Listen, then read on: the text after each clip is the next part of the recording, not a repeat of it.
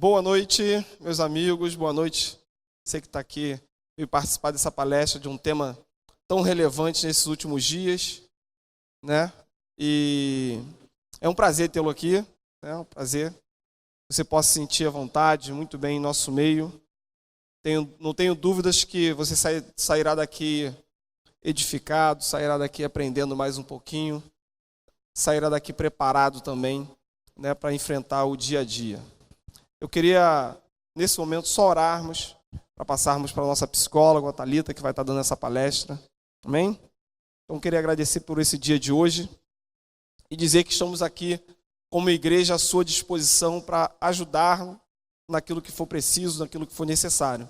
Eu quero dizer que você pode contar conosco, né, sempre que for necessário, se pudermos ajudar você de alguma forma na sua vida, seja na sua vida espiritual, seja também na sua vida familiar, ou seja no seu dia a dia, tá? Estamos aqui como igreja para ajudá-los, amém? Quero orar com você. Pai, nós queremos te agradecer por esse dia, pela provisão, queremos te agradecer pelo cuidado, queremos te agradecer pela oportunidade de estarmos aqui hoje para aprendermos mais um pouquinho, para crescermos, para cuidarmos da nossa mente, do nosso corpo, Deus, do nosso psicológico. Deus, eu quero te pedir muito obrigado por essa oportunidade, Deus. Deus, aquelas pessoas que estão vindo, que estão a caminho, que estão de carro, a pé, ó Deus, na condução, que o Senhor possa guardá-los e trazê-los em segurança, Deus. Ó Deus, eu quero te pedir pela Thalita, né, que vai trazer essa palestra hoje. Deus, que o Senhor possa abençoar a vida dela, capacitar cada dia mais, Deus, a disponibilidade, Deus, de estar aqui e a disposição, Deus, para compartilhar um pouquinho do que ela sabe conosco, Pai, em nome de Jesus. E que aquilo que aprendermos aqui, Deus, possamos colocar em prática nas nossas vidas, nos nossos familiares, com os nossos amigos também, Deus. Em nome de Jesus eu quero já te pedir, Deus, que da mesma forma que o Senhor nos trouxe até aqui, Deus, ao final dessa palestra, que o Senhor nos leve para os nossos lares também, em segurança, e nos dê aí um restante de semana abençoado na sua presença. É a minha oração, é o que eu te peço, te agradeço, já certo a nossa vitória, em nome de Jesus. Amém e amém. Deus possa abençoar a sua vida, Deus possa abençoar a sua família. Thalita. Obrigada, pastor Paulo Brasil. Boa noite para quem eu não falei ainda. E eu quero agradecer pelo pastor Paulo abrir essa oportunidade aqui para a gente estar falando de um tema tão relevante, né, e tão presente. Conforme nós formos conversando durante a palestra, nós vamos ver o quanto, infelizmente, ele está presente e muito mais próximo de nós do que às vezes nós podemos imaginar. E eu quero te agradecer por estar aqui, porque não é um assunto muito legal, né? As pessoas não gostam muito de falar de morte. Até para convidar, às vezes eu queria te convidar para uma palestra sobre suicídio. Né? Quando vai falar assim, dá uma baixada de tom, porque é meio pesado, né? É bastante pesado. Mas se nós não falarmos, né, não vai aumentar nem diminuir o peso desse tema. Então vamos falar, por que não? Quantas pessoas têm tirado sua própria vida porque não têm achado um espaço para falar, né? Então existe diferença de um acolhimento por um profissional e um acolhimento feito por um amigo, por um familiar. Mas, às vezes, é necessário apenas um acolhimento, não importa de quem. Apenas um olhar, apenas dois ouvidos bem dispostos podem fazer muita diferença na vida das pessoas. Então, eu queria ler para você o depoimento de um rapaz que foi postado no Facebook anteontem, que se chama Bob Luiz. E eu só estou falando o nome dele porque foi postado por ele na rede social, senão eu não falaria. Ok? Todos ok? Entendemos isso? Então, ele é de Curitiba, Paraná, e ele fala assim: Oi, eu sou o Bob, e tentei suicídio 2 vezes. A última vez foi em fevereiro deste ano. Eu tinha planejado tudo. Fiz cartas de despedida, gravei um vídeo explicativo, arrumei as minhas coisas, vesti uma roupa confortável e segui rumo ao meu objetivo. No momento do ato, eu fui surpreendido por 2 rapazes que de súbito me puxaram e não me permitiram que eu finalizasse o plano.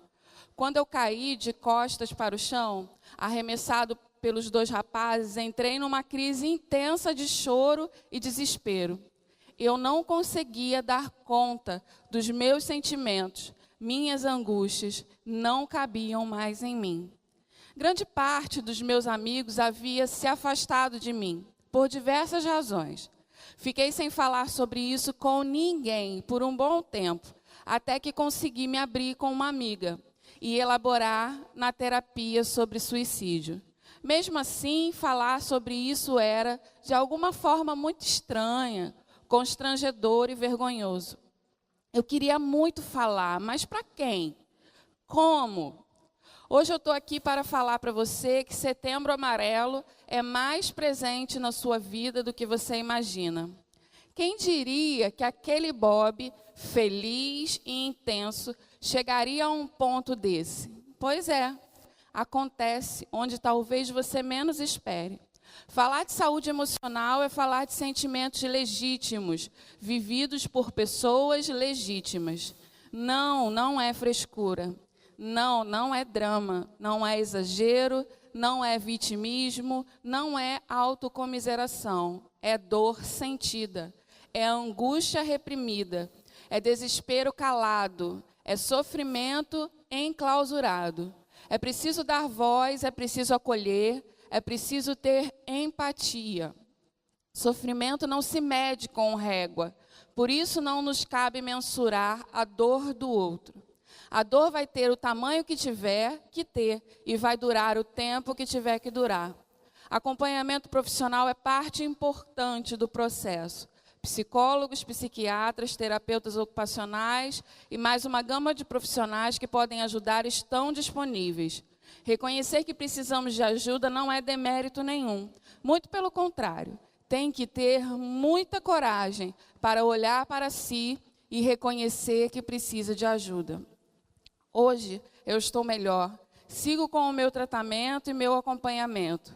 Tem sido mais desafiador do que eu imaginava, mas tem dado alguns passos que, embora pequenos, são muito significativos. Podemos celebrar isso. Não deixe que as pessoas ao seu lado sofram caladas as suas dores. Não precisa resolver, não precisa responder, não precisa fazer acontecer. Só precisa estar ali, dando a certeza de que, por mais doloroso que seja o sofrimento, não se sofre sozinho e não se sofre para sempre. Aos abatidos nesse campo de batalha que é a vida, e que, feridos e desgastados, empenham todo o seu vigor para continuar de pé, dessa vez é verdade. O poeta fala da vida real. No meio da dor, ele promete em versos que toda dor é por enquanto. Vai demorar, vai incomodar, mas vai passar. Foi dito que toda lágrima será enxugada um dia, e que, na pior das hipóteses, seja uma utopia no horizonte que nos mantém caminhando. Dá uma respirada aí agora, fundo.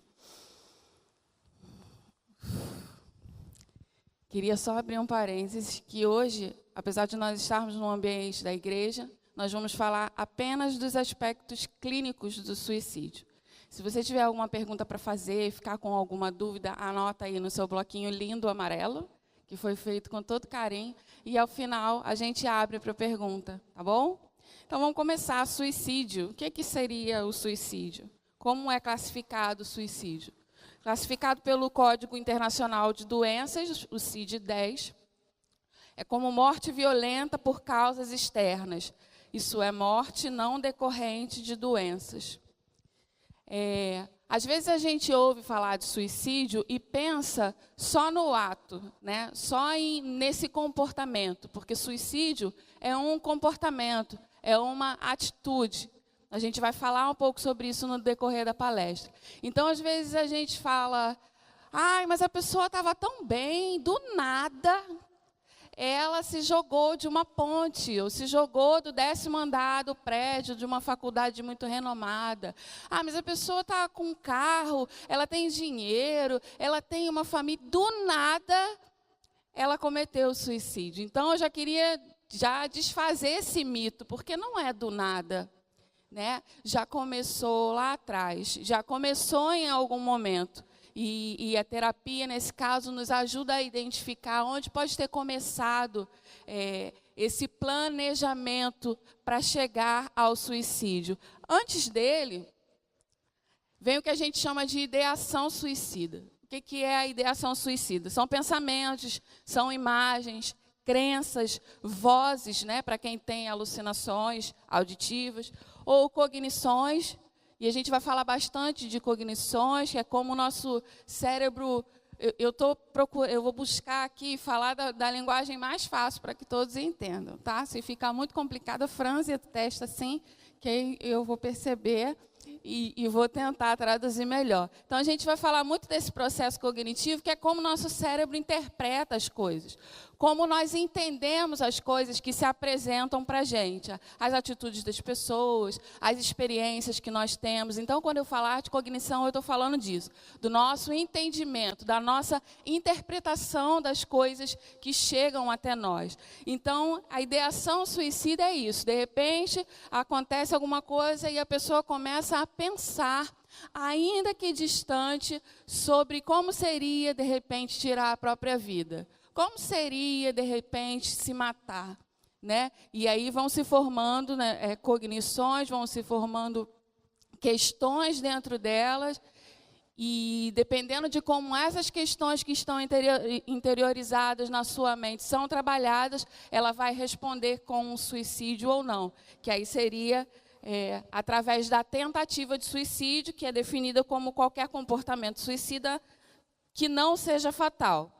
Tem alguns exemplos aí para a gente ver: autoenvenenamento, lesões, autoinfligida, automutilação, quando a pessoa começa a se cortar, corta um pouquinho aqui, corta um pouquinho, arranha um pouquinho aqui, arranha o outro pouquinho ali. Então, essas são as tentativas de suicídio. Aí, às vezes, a pessoa tenta se suicidar enforcado ou se envenenando, né? E não acontece a morte, mas foi considerado uma tentativa de suicídio. Então, alguns índices aí, só para a gente começar a pensar um pouquinho. No Brasil, 4,6 casos de suicídio para cada 100 mil habitantes. E a cada 40 segundos, uma pessoa comete suicídio no mundo. São 3.000 mortes por dia. Então, se a gente não começar a falar sobre isso, né? Quantas mil mortes serão por dia daqui a 10 anos?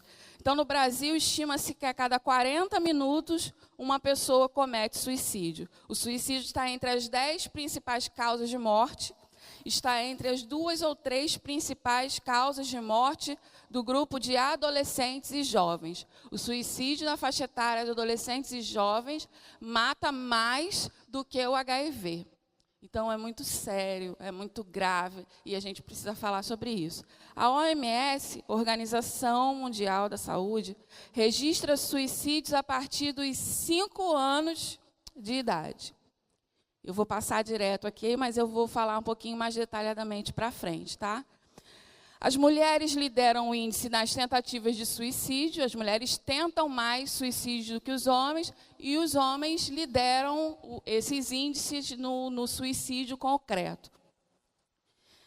O Brasil ocupa o 10º lugar no mundo de crescimento das taxas de suicídio. Então, antes o Brasil tinha mais suicídios com pessoas de faixas etárias maiores, mais velhas, e agora tem crescido esse índice de suicídio no Brasil e tem diminuído a faixa etária. Então, pessoas mais novas, mais jovens, têm aumentado esse índice de suicídio no Brasil. Estima-se que, pelo crescimento apresentado, que até 2020, cerca de 1,53 milhões de pessoas morram por suicídio, uma a cada 20 segundos. Então, é absurdo. Enquanto nós estivermos aqui falando, quantas pessoas terão se suicidado no mundo, né? Muitas pessoas. E às vezes a gente fica com medo de falar, pensando que vai estimular pessoas a se suicidarem, mas muito pelo contrário. O que os estudos demonstram, e que eu estou trazendo aqui para vocês, é baseado em estudos, anos de estudos científicos, é que é o contrário. Que quanto mais a pessoa encontra um espaço acolhedor, onde ela possa falar sem que o outro a julgue, sem que o outro diminua a sua dor, menos suicídios acontecem. Então, a pergunta que não quer calar: quem são os suicidas? Quem são? Quem são os suicidas? E aí, Thalita, eu vim aqui só para você me responder essa pergunta. Não saio daqui sem essa resposta. Então, é genético, não é genético? É o doente mental, aquele que tem problema psiquiátrico, que é o suicida em potencial? É o esquizofrênico só? É o depressivo?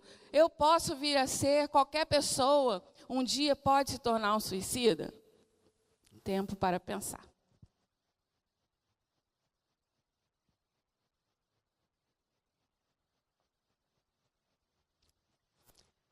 Então, eu procurei um modelo de um psiquiatra chamado Aaron Beck, americano, psiquiatra e terapeuta que trabalha na linha de comportamental, cognitivo-comportamental,